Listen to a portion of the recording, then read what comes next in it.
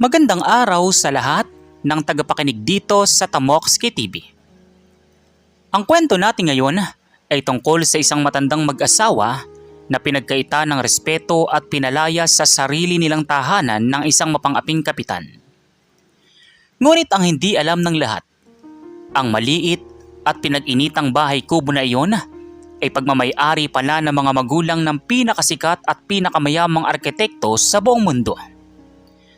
Paano kaya magbabago ang ihip ng hangin kapag nalaman ng mayabang na kapitan na ang mga taong tinawag niyang basura ay ang mga magulang ng taong kayang bilhin ang buong barangay niya? Isang kwento ng pagtitiis, lihim na pagkakakilanlan, at isang kakaibang twist na hindi nyo inaasahan ang masasaksihan nyo sa kwentong ito. Kaya naman, bago tayo magpatuloy sa ating kwento ay maaari po ba kung makahingi ng isang subscribe at like sa kwentong ito. At sana po ay dumating sa inyo ang napakalaking blessings. Kaya hindi ko na po patatagalin ang ating kwento.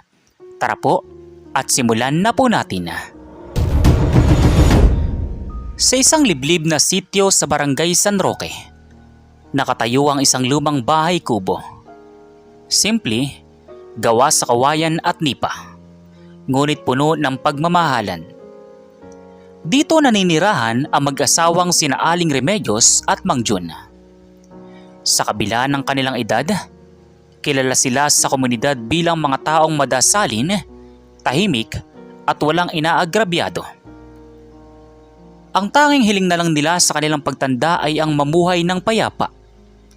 Subalit ang kapayapaang iyon ay tila isang marangyang bagay na ipinagkait sa kanila ng tadhana. Isang hapon, habang nag-aayos ng mga pananim na gulay si Mang Jun, marahas na bumukas ang kanilang lumang tarangkahan. Hoy! Jun! Remedios! Lumabas kayo riyan. Huwag kayong magtulog-tulugan. Alam kong nandyan kayo sa loob ng gumigibaan yung kubo. Ang boses na iyon ay walang iba kundi kay Kapitan Alvin. Siya ang pinuno ng barangay na kilala sa pagiging mapagmataas, madalas pumalig sa mayayaman at walang konsensya sa mga mahihirap. Kasunod niya ang dalawa niyang tauhan na sina Berto at Kulas, na bibitbit ng mga piko at sako. Lumabas naman si Aling Remedios mula sa kusina, habang nagmamadaling lumapit si Mang Jun, hawak ang kanyang lumang baston. Kapitan Alvin, magandang hapon po. Ano po ang maipaglilingkod namin sa inyo? Bakit po kayo sumisigaw? Magandang hapon. Walang maganda sa hapon ko habang nakikita ko pa rin itong squatter na kubo nyo rito. Diretsuhan na Jun, Remedios. Tapos na ang palugit ninyo. Ngayong araw na ito, kailangan nyong lisanin ang lupang ito. Giba na ang kubong ito bago lumubog ang araw. Pero Kapitan, pakiusap naman po. Napag-usapan na natin ito noong nakaraang buwan, hindi ba? May kasulatan kami mula sa dating may-ari ng lupa na pinapayagan kaming manatili rito habang buhay kami. Wala kaming ibang mapupuntahan ng asawa ko. Kasulatan? Anong kasulatan? Yung piraso ng papel na isinulat sa lumang notebook? Pwes, ibahin mo ngayon. Ang nakaraang may-ari ng lupang ito ay nagbenta na ng ari-arian sa isang malaking korporasyon na itatago natin sa pangalang Atelgard Holdings. At ang korporasyong ngayon, ako ang ginawang kinatawan dito sa lugar natin. Ang sabi sa akin, kailangan malinis ang buong paligid para sa gagawin dambuhalang subdivision. Kaya ang mga dugyot na kubo na tulad nito, kailangan tinitibag. Kapitan, maawa po kayo sa amin. Matatanda na kami ng asawa ko. May mga sakit na rin kami. Kahit bigyan nyo lang kami ng ilang buwan para makahanap ng malilipatan. Huwag po sanang ganitong paraan. Parang awa nyo na po. Maawa? Remedios, negosyo at pag-unlad ang pinag-uusapan dito. Kung parati ako maaawa sa mga katulad niyong mahirap, walang mangyayari sa barangay ko. Berto, Kulas, simulan niyo lang ilabas sa mga gamit ng dalawang ito.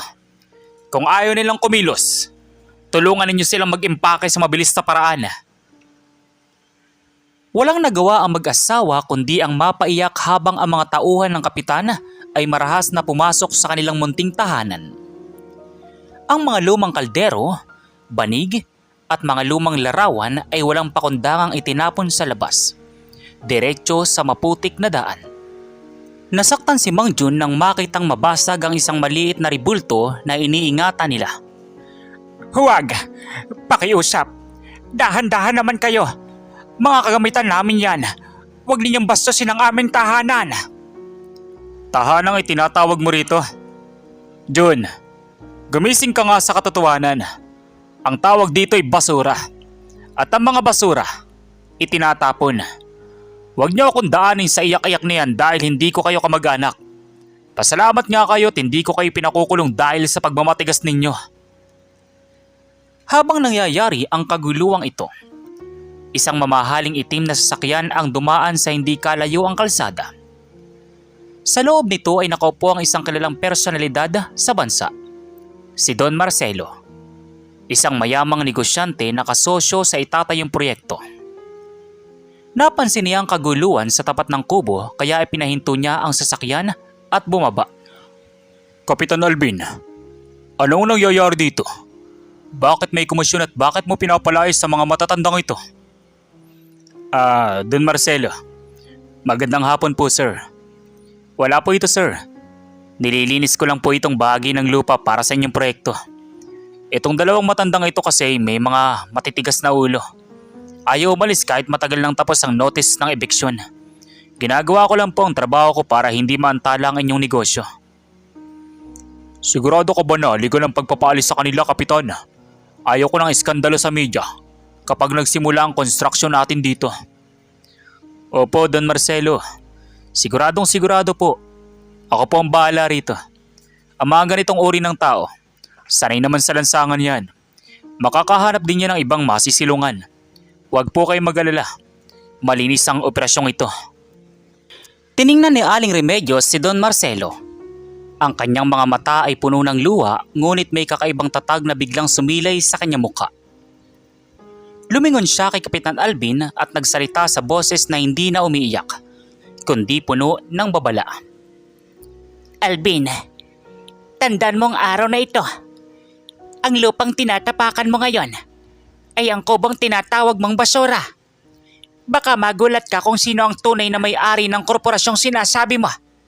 Baka sa susunod na magkita tayo, ikaw na ang lumuluhod sa harap namin. Naririnig mo bang sarili mo, Remedios? Nabaliw ka na ba dahil sa katandaan? Ako? Lulod sa inyo. Baka nakakalimutan ninyong wala kayong kahit na ano. Isang kahig, isang tuka kayo. Sino bang akala niyong darating para iligtas kayo? Yung anak ninyo matagal nang hindi umuwi rito. Yung anak ninyong ni hindi man lang kayo maibili ng sementadong bahay. Hindi alam ni Kapitan Alvin. Ang anak na tinutukoy niya ay walang iba kundi si Architect Julian. Ang pinakasikat na arkitekto sa buong mundo na kasalukuyang nasa ibang bansa para sa isang malaking proyekto. Ang hindi alam ng kapitan, sadyang pinili na mag-asawa na mamuhay ng simple sa kubong iyon dahil doon sila lumaki. At ayaw nilang iwanan ang lugar ng kanilang kabataan. Ngunit dahil sa kawalang hiyaan ng kapitan, napuno na ang salop. Remedios, tama na. Huwag mo nang aksayan ng laway mo sa taong walang puso. Halika na. Lisanin na natin ang lugar na ito. May tamang oras para sa lahat ng bagay. Inakay ni Mang Jun si Aling Remedios palayo. Bit-bit ang ilang piraso ng basang damit na natira sa kanila. Habang naglalakad sila sa ilalim ng nagsisimulang pumatak na ulan, iniwan silang nagtatawanan ni Kapitan Alvin at ng kanyang mga tauhan. Ngunit habang papalayo ang mag-asawa, may isang sikretong itinatago si Aling Remedios sa kanyang bulsa. Isang lumang satellite phone na direktang kumukonekta sa opisina ng pinakamataas na pinuno ng ATEL Guard Holdings. Ano kaya ang mangyayari kapag tinawagan ni Aling Remedios ang kanyang anak? Paano magre-react si Kapitan Alvin kapag nalaman niyang ang bilyonaryong arkitekto na inaabangan ng buong bansa ay darating sa kanilang barangay? Hindi para mag-inspect ng proyekto, kundi para magiganti para sa kanyang mga magulang.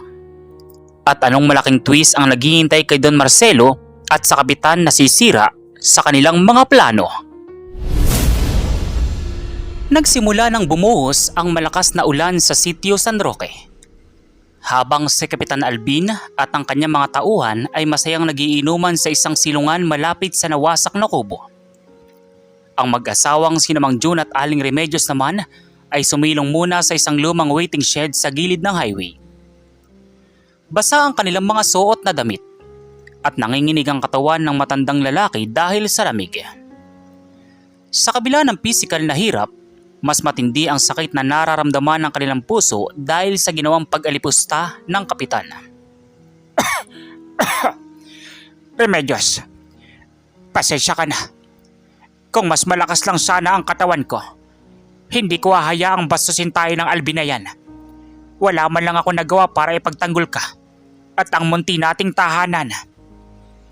Yun, huwag mong sisihin ang sarili mo. Walang kasalanan ng iyong katandaan. Ang may kasalanan ay ang kasakiman ng mga taong nasa kapangyarihan. Ngunit sumobra na si Alvin. Hindi ko nahayaang tapakan niyan dangal natin ng paulit-ulit. Oras na para tapusin ang pagbabalat kayo natin dito sa baryo. Dahan-dahang kinapa ni Aling Remedios ang kanyang basang bulsa. Inilabas niya ang isang maliit ngunit makapal na satellite phone. Isang espesyal na gadget na ibinigay sa kanila ng kanilang nag-iisang anak upang matawagan ito kahit saan mang sulok ng mundo. Anuman ang sitwasyon. Sa loob ng 5 taon, hindi ito kailanman ginamit na mag-asawa dahil ayaw nilang gambalain ang abalang buhay ng kanilang anak sa ibang bansa. Ngunit ngayon, wala na silang pagpipilian. Pinindot ni Aling Remedios ang kaisa-isang shortcut para matawagan ang kanyang anak. Samantala, sa isang high-tech na conference room sa bansang Dubai, kasalukuyang nagpupulong ang mga pinakamalaking investor mula sa Europa at Asia. Sa gitna ng entablado ay nakatayo si Architect Julian, ang pinakasikat at pinakabatang arkitekto sa buong mundo na nagdisenyo ng mga dambuhalang skyscraper sa iba't ibang bansa.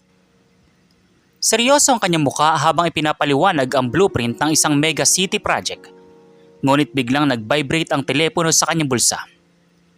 Nang makita ang pangalan sa screen, biglang natigilan ang arkitekto.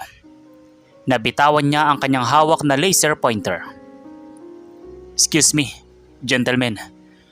I need to take this call immediately. This is an absolute emergency." Lumabas si Julian sa conference room at mabilis sa sinagot ang tawag. Ang kanyang boses na kanina lang ay formal at strikto, ngayon ay puno ng pag-aalala at pananabik. "Nanay, tatay, kamusta po kayo? Bakit po kayo napatawag gamit ang emergency phone? May nangyari po ba sa inyo riyan sa Pilipinas?"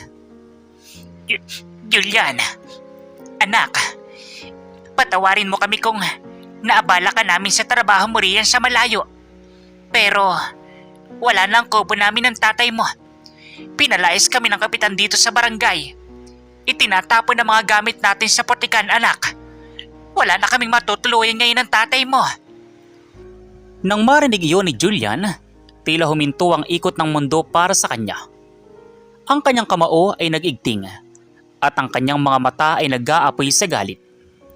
Ang mga magulang niya na sadyang piniling manatili sa simpleng pamumuhay dahil sa pagmamahal sa kanilang pinagmulang lupa, ang mga magulang niya na dahilan kung bakit siya nagpakahirap maging matagumpay, ay ginawa ng ganoong kalupitang bagay. "Sino po ang gumawa niyan sa inyo, nanay? Sabihin niyo sa akin ang pangalan." Si Kapitan Alvin, anak. Sinasabi niya na siya ay kinatawan ng Etelgard Holdings dito sa lugar natin. Kasama niya rin ang isang mayaman na nagngangalang Don Marcelo. Sila ang nagpag-iba ng kubo natin para sa itatayong subdivision. Etelgard Holdings? Sila ang nagpalaya sa inyo. Nanay, huwag na kayong umiyak. Makinig kayo sa akin ng mabuti. Ang Etelgard Holdings ay isa lamang sa mga sangay ng kumpanyang pagmamayari ko. Sa madaling salita, ako ang pinakamataas na boss ng mga taong nagpalaya sa inyo. Ako ang nagmamayari ng proyektong yan. Nagulat si Aling Remedios sa narinig. Ngunit bago pa man siya makapagsalita ay nagpatuloy ang kanyang anak sa pagbibigay ng instruksyon. "Huwag na kayong umalis dyan sa waiting shed, Nay. Tumawag na ako ng helicopter mula sa main office ko sa Maynila. Papunta na riyan si Atty. Raymond, ang aking chief legal counsel, kasama ang aking security team. At bukas na bukas din, darating ako mismo riyan sa San Roque. Sisiguraduhin kong pagbabayaran ng kapitan na yan ang bawat luhang pumatak sa inyo ng tatay." Pagkatapos ng tawag, hindi nagtagal ay isang marangyang itim na van ang huminto sa tapat ng waiting shed kung saan sumisilong ang matatanda. Bumaba ang isang lalaking naka-Amerikana na may hawak na malaking payong, si Atty. Raymond.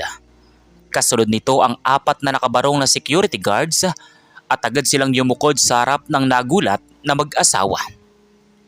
Magandang hapon po, Don John at Doña Remedios.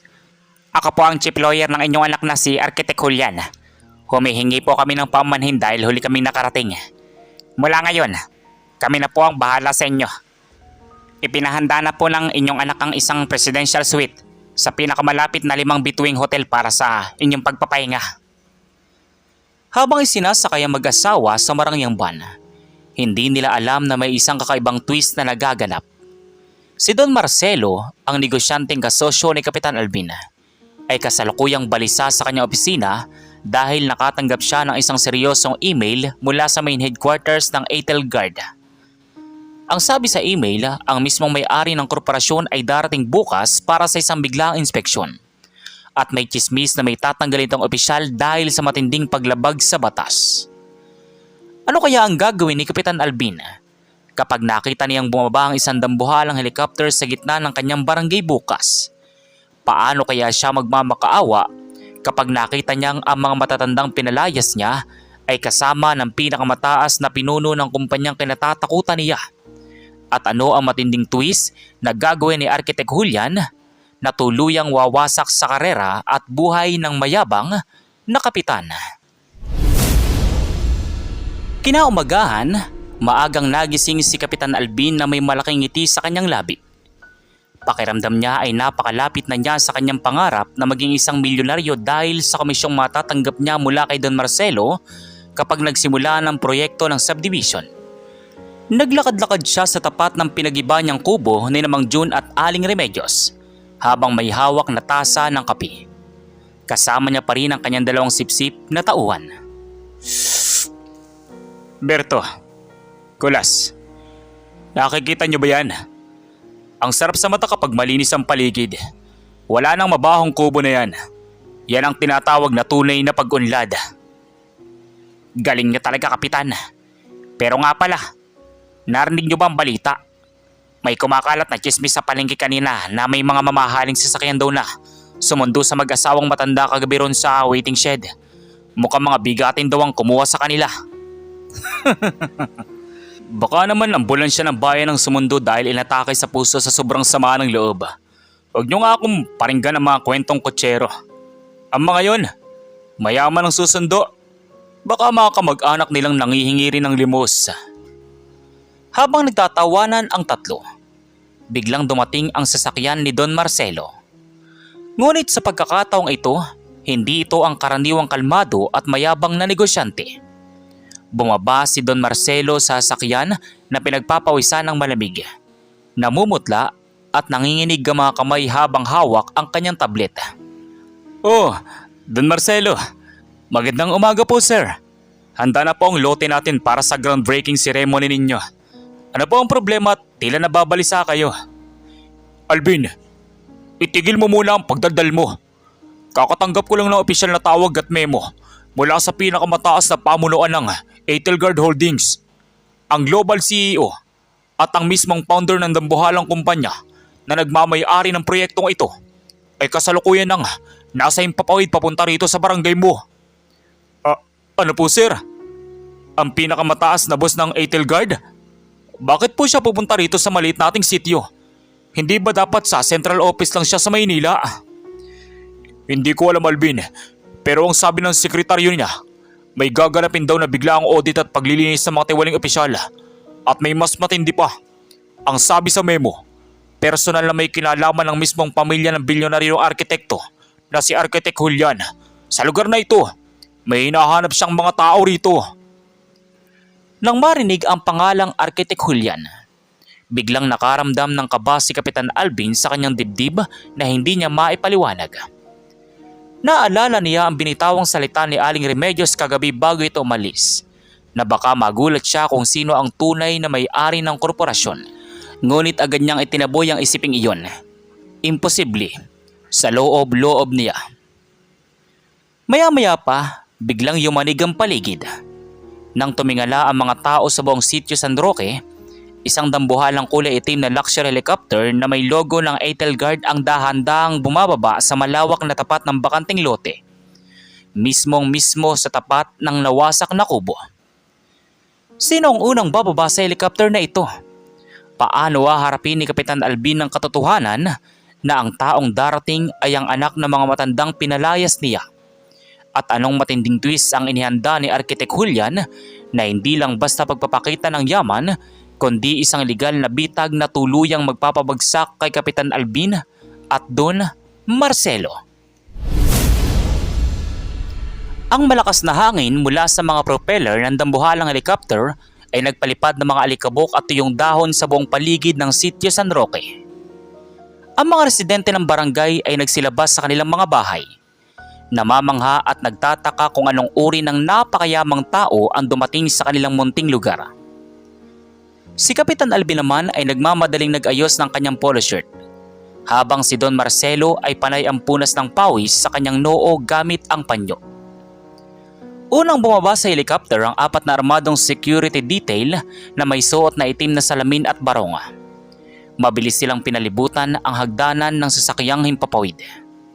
Sumunod na bumaba si Attorney Raymond na may bitbit na isang makapal na leather briefcase.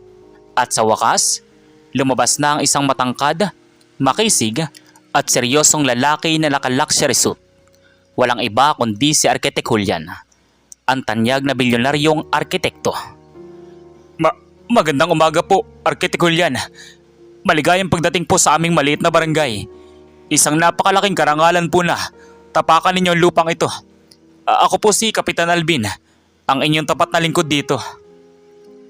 Hindi man lang tinapunan ng tingin ni Arkitek Julian ang nakalahad na kamay ng kapitan. Nanatili itong malamig at nakatitig sa tapat ng bakanting lote kung saan nakatirik ang nawasak na kubo kahapon. Pagkatapos ay lumingon si Julian sa loob ng helicopter at inilahad ang kanyang kamay ng may buong paggalang at pagmamahal. Nanay, tatay, daan-daan po sa pagbaba. Narito na po tayo. Laking gulat at panlalamig ni na Kapitan Alvin at Don Marcelo nang makita kung sino ang dalawang huling pasahero na bumaba mula sa marangyang helicopter. Suot ang mga mamahalin at malinis na kasuotan. Ngunit may bakas pa rin ang simpleng muka. Maingat na inakay ni Julian sina Aling Remedios at Mang Jun. Remedios? Jun? Bakit? Paano kayo naging kasama ng pinakamataas na boss ng kumpanya? Para sa inyong kalaman, Kapitan Alvin, ang mga taong tinawag mong basura at maras mong pinalayas kahapon ay walang iba kundi si Don Jun at Doña Remedios, ang mga tunay at nag-iisang magulang ng aming global CEO at founder na si Arkitek Julian. Sila rin ang may-ari ng 50% ng shares ng buong Etelgard Holdings. Harap-harapan na sabi ni Attorney Raymond. Tila ba gumuho ang langit sa ibabaw ni Kapitan Alvin. Ang kanyang mga tuhod ay biglang nanghina at napakapit siya sa braso ng kanyang tauhan na si Berto upang hindi mabuwal sa lupa. Si Don Marcelo naman ay tuluyan ng namutla at napanganga sa tindi ng shock. Arkitek Julian, patawarin niyo po kami. Hindi po namin alam. Ang kapitan na ito, si Alvin ang may kasalanan ng lahat. Siya ang nagpilit na gipain ng kubo at palayasin ang inyong mga magulang. Wala po akong kinalaman sa karahasang nangyari kahapon. Don Marcelo, huwag mo nang subukan maggugas ng kamay. Ang bawat salita at tawa ninyo kahapon labang umiiyak ang aking ina sa ulan ay narecord lahat ng satellite phone ng aking mga magulang. Alam ko ang bawat detalye ng inyong kasakiman. At ngayon, oras na para sa inyong pagbagsak. Ano kaya ang nakakagimbal na twist na inihanda ni Arkitek Julian para kay Kapitan Alvin at Don Marcelo? Paano kaya magbabago ang buhay ng kapitan kapag nalaman niyang hindi lang basta pagkakatanggal sa pwesto ang naghihintay sa kanya, kundi isang bagay na hinding-hindi niya naisip sa buong buhay niya? Natahimik ang buong sitio San Roque. Ang mga kapwa residente ni Mang June at Aling Remedios na dati ay takot kay Kapitan Alvin ay unti-unti nang naglalakihan ang mga ngiti. Nararamdaman nila na sa pagkakataong ito, ang hustisya na matagal nang ipinagkakait sa kanilang nayon ay sa wakas ay makakamtam na. Si Kapitan Alvin naman ay tuluyan ng napaluhod sa putikan, sa mismong lugar kung saan niya itinapon ang mga gamit ng matanda kahapon. Arkitek Julian, Don June, Doña Remedios, maawa po kayo sa akin. Patawarin niyo po ako. Nagdilang demonyo lang po ako dahil sa silaw ng pera. Huwag niyo po ako ipakulong. May pamilya po akong binubuhay. Gagawin ko po ang lahat. Ako po mismong magpapatayo ng bago at simentadong bahay para sa inyo rito. Tiningnan ni Arkitek Julian ang kapitan ng may malamig na mukha. Pagkatapos ay lumingon siya sa kanyang abogado na si Attorney Raymond at tumango ito. Inilabas ng abogado ang mga dokumento mula sa kanyang leather briefcase. Dito na pumasok ang isang napakagandang twist na hindi inaasahan ng kapitan at ni Don Marcelo. Kapitan Alvin at Don Marcelo, para sa inyong kaalaman, ang proyektong subdivision na balak ninyong itayo rito ay matagal nang pinansila ni Arkitek Julian mula pa kagabi. Ang buong lupang ito ng Sitio San Roque, kasama ang lahat ng mga lupain sa paligid, ay binili na ng buo ng aming kumpanya. Ngunit hindi ito gagawing subdivision para sa mayayaman. Ano? Kung hindi subdivision, ano ang itatayo nyo rito, Arkitek? Ang lugar na ito ay gagawin kong isang modernong eco-community at libreng pabahay para sa lahat ng mahihirap na residente ng Sitio San Roque. Ang bawat pamilyang squatter na tinatakot ninyo ay bibigyan ko ng sarili nilang titulo ng lupa at modernong bahay na ako mismo ang nagdisenyo. At ang magiging sentro ng komunidad na ito ay ang muling itatayong replika ng bahay kubo ng aking mga magulang. Isang simbolo ng dangal ng mahihirap ay hindi kailanman kayang bilhin ng pera ninyo. Nagsigawan sa tuwa ang lahat ng mga kapitbahay. May mga umiyak sa galak dahil sa napakalaking blessing na dumating sa kanila.